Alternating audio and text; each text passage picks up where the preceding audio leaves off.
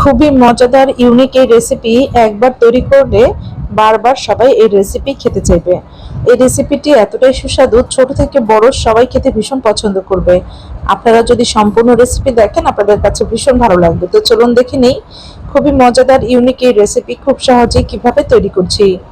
মজাদার রেসিপি তৈরি করার জন্য প্রথমেই একটি বড় হাঁড়ির মধ্যে 1 কাপ পরিমাণ তেল নিয়ে নিলাম। এর মধ্যে দিয়ে দিলাম পেঁয়াজ। পেঁয়াজগুলোকে একটু মোটা মোটা করে কেটে নিয়েছি। তো পেঁয়াজের সাথে দিয়ে দিব গাজর। গাজরগুলোকে পাতলা পাতলা কিউব করে কেটে নিলাম। পেঁয়াজ এবং গাজর বেশ কিছুক্ষণ সময় ভেজে নেওয়ার পর এখানে দিয়ে দিব কিছু সামুদ্রিক মাছ। এখানে আমি 1 কাপ পরিমাণ স্কুইড এবং 1 কাপ পরিমাণ চিংড়ি দিয়ে দিলাম। আপনারা আপনাদের পছন্দ মতো সামুদ্রিক মাছ দিতে পারেন। স্কুইড এবং চিংড়ি খুব ভালোভাবে ভেজে নিব। দিয়ে দিব 1.5 টেবিল চামচ পরিমাণ রসুন পেস্ট, 1 চামচ পরিমাণ আদা পেস্ট, 1 চামচ পরিমাণ জিরার গুঁড়া, 1 চামচ পরিমাণ গরম